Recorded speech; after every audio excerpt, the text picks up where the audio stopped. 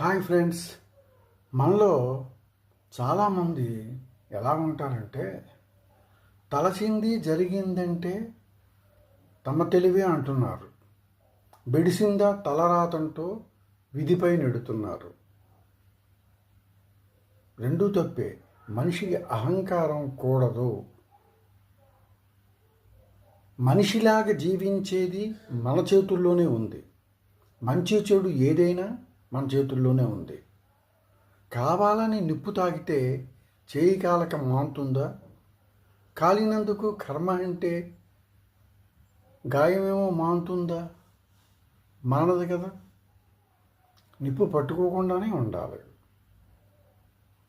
ఏదైనా మనిషికి అహంకారం తగ్గించుకుని శాంతియుతంగా ఉండాలి.